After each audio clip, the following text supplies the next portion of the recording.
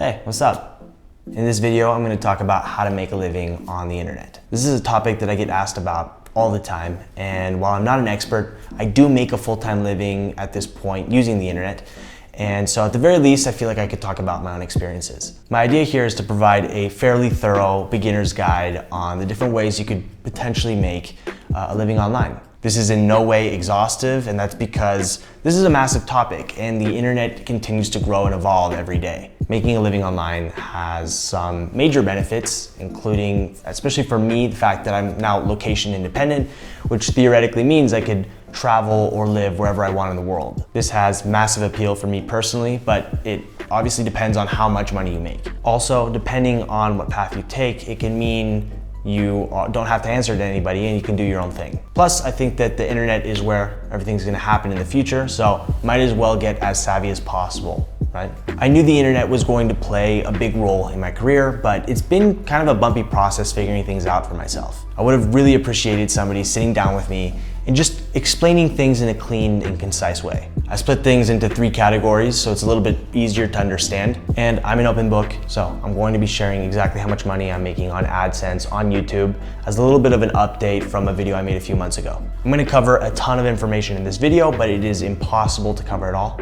If I tried, I'd be here all day. In the description, you will find links to additional resources and the things that I mentioned in this video, and any further additions that I might come up with down the road if I missed anything. Some things to keep in mind. While more and more people are making now either a full or part-time income on the internet, it's still not a super typical path to take, and it's definitely still less straightforward than applying to a job and working in an office somewhere. It can be very stressful and also unclear how to navigate things. Plus, the internet is littered with all kinds of fake or clickbaity content that promises outlandish amounts of money for little to no effort. All I'm saying is don't believe everything you see. That has just not been my experience. You have to keep in mind that the internet does not work in a linear or straightforward way. I've spoken about this before. Things might not work out for a long time, and then they might explode to life. I mean, that's exactly what happened with my channel on YouTube. I truly believe that if you focus on creating something that is super high quality,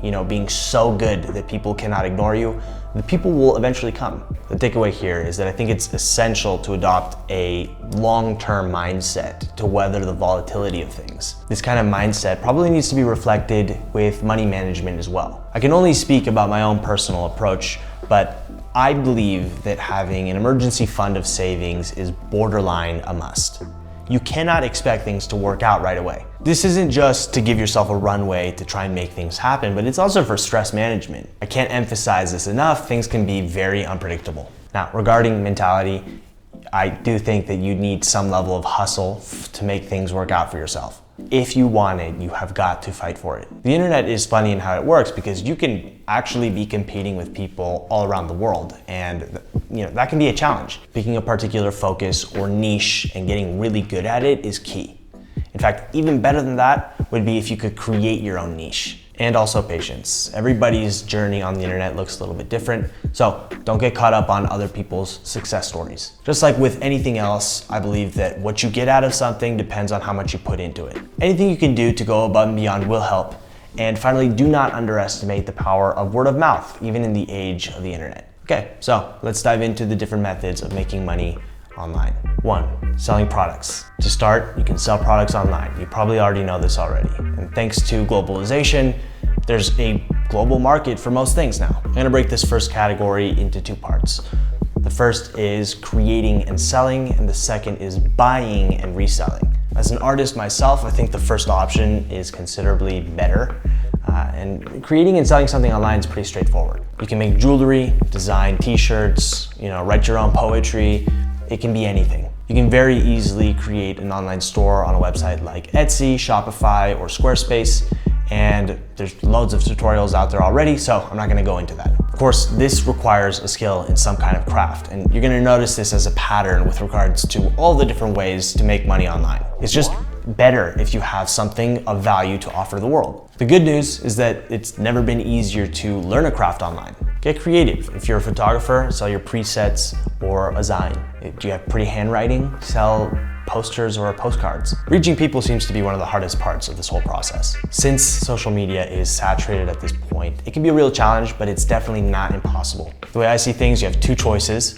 You can either figure out a way to organically get discovered, or you can pay for marketing on social media platforms. I personally could never crack the code on Instagram, so I've never received any organic growth on there, but I've had considerably more luck on YouTube, and so that's where I place most of my focus now. My approach has always been to experiment. I don't have all the answers, unfortunately. I'm just a kid on the internet. I will say Seth Godin recently wrote a book called This Is Marketing, which is fabulous.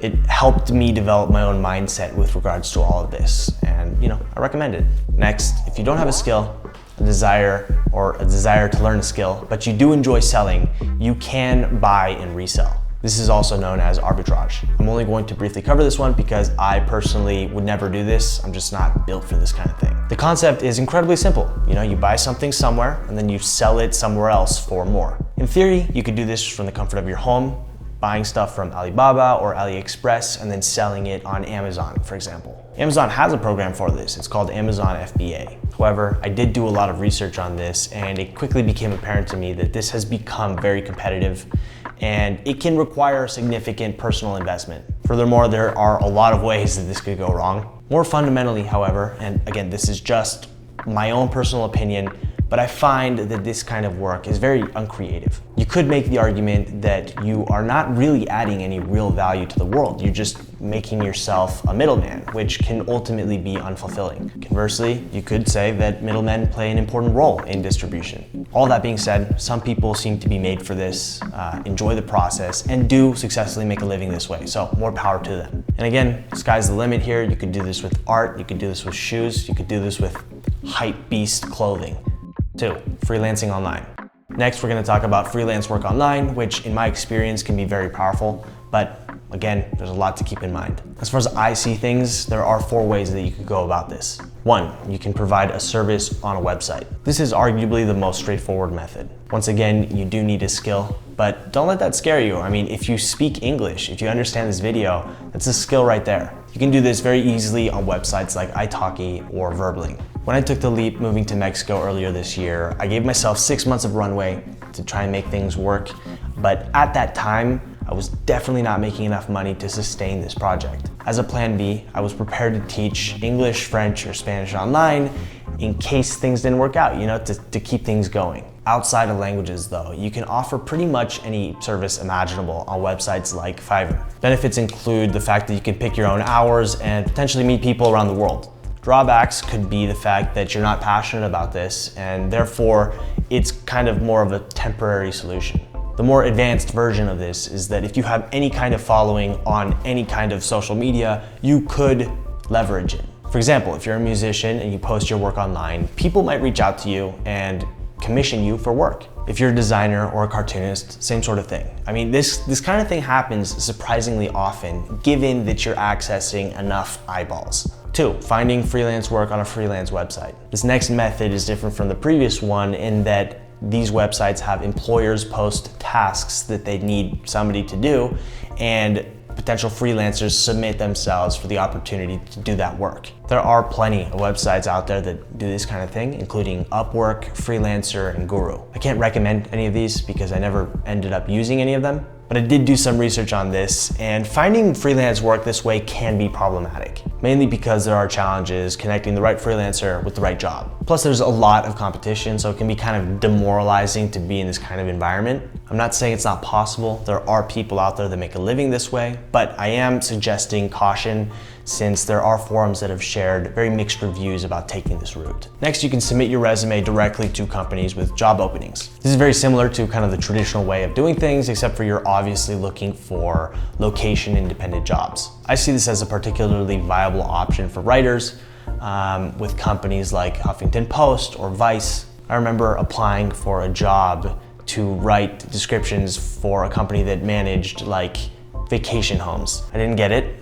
This one's tough because it can feel like you're shooting your resume into the void. Again, patience and persistence and also potentially creativity in grabbing somebody's attention is the way to go. I recommend Indeed as a solid resource that goes way beyond just writing positions to all kinds of different jobs, many of which are freelance positions online. Finally, you can build physical relationships that end up becoming location independent. This is the most advanced with regards to the different methods that I covered on the topic of freelancing online, but I also believe that it's the best. I think doing things this way has the potential to offer the biggest rewards. I worked as an editor while I was living in Portland, mainly on documentary and commercial stuff. I made sure to make myself as valuable as I could by, doing my best work, being timely and communicative. Employers really value that kind of thing because, you would be shocked how flaky people can be. If you are valuable enough, people will hire you no matter where you are. And now with improving internet, the cloud, and better video calling services,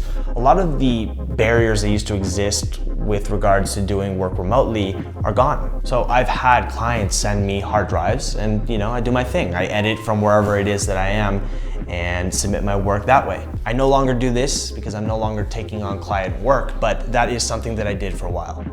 3, create content online. Believe it or not, you can definitely still make a living creating content online in 2019. This is what I'm doing. This can come in the form of running a website or blog, a podcast, or something like a YouTube channel. People seem to make a lot of money also on Instagram, but I do not, so I'm not going to talk about it. Obviously, there's going to be differences that exist between these different methods, but there are general categories that apply to all of them. 1, ads. I make ad revenue thanks to you guys showing up and watching my videos here on YouTube. In March, I made $488.32 with ad revenue. In June, I made $3,466.01 on ad revenue. For the record, it's the same exact concept with a blog or a website where there are ads on the webpage. So what does this illustrate? It shows that ad revenue is super volatile and very unreliable. It really comes and goes. This is why I think it's so important to diversify and figure out other ways to make money, because if you rely just on something like that, it can be very stressful and it can be very challenging to make things sustainable long term. 2, you can also sell merch. Every YouTuber and their mother has tried this, and there's a reason for that. It's because it usually works. There are now companies like Printful that allow you to do things on a per order basis, which means that you don't have to put in any of your own personal investment and can avoid a lot of the risk of doing this. Next, you have crowdfunding. That's exactly what Patreon is, something that I've promoted extensively on this channel.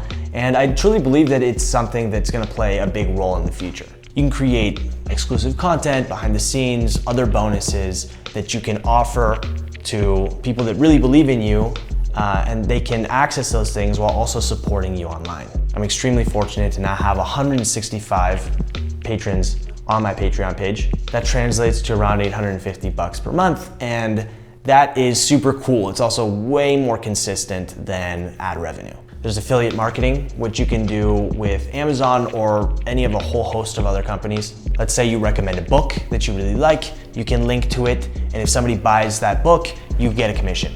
You can also offer a course, do a workshop, especially if you're like an expert on something. People love that kind of thing. And I've heard mixed reviews. It sounds like there are amazing courses out there and there's also low quality courses. So it obviously all depends. And finally, there are sponsors. And the equation here is very simple. If you have an audience of people that enjoy and believe in what you're doing and that reliably show up on a regular basis, that's a very valuable thing. Now, you walk kind of a fine line here, because if you have too many sponsors, if everything I put out was sponsored, I would look like a sellout. Now, theoretically, I would make a lot more money if every single one of my videos was sponsored, but you have to balance trust that you have with your audience with income. I get requests to do product reviews, to promote apps, all kinds of different stuff. And I say no to like 99.9% of it. Currently, I'm sticking to doing no more than 1 or 2 sponsors per month and only promoting products that I personally use. This is allowing me to be a little bit more ambitious with my projects and to further raise my production quality. So this video is sponsored by Skillshare, which is an honest recommendation because I did use it to get to where I am now. I think that the concept of learning something online has enormous potential.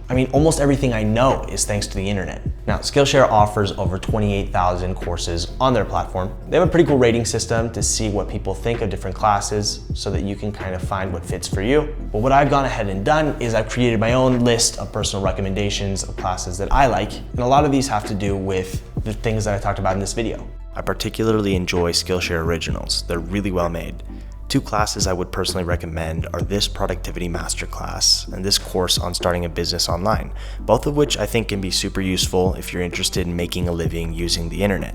And Skillshare is very affordable. For a yearly subscription, it's less than 10 bucks a month. This is really important and I totally forgot to mention it. You can use the link down below to get a 2-month free trial. So give it a shot and try it for yourself. To close off this topic of making a living through content creation online, I suggest keeping in mind these 3 things. And these 3 things, by the way, make up my mantra with regards to content creation. They are quality, focus, and consistency. Of course, I did not cover everything. There are so many ways that you could make money online, especially if you're creative. I didn't mention Medium, which is an option for bloggers. I didn't talk about day trading, which seems to have a very large community at this point. You could create an app or upload stock footage to a stock website. Here's what I will say. If there's a demand for something in the world, and you can find a way to offer that in a high quality way, you can make a living. Thank you so much for watching and for supporting my own project online. I hope that you learned something from this, and I'll see you soon.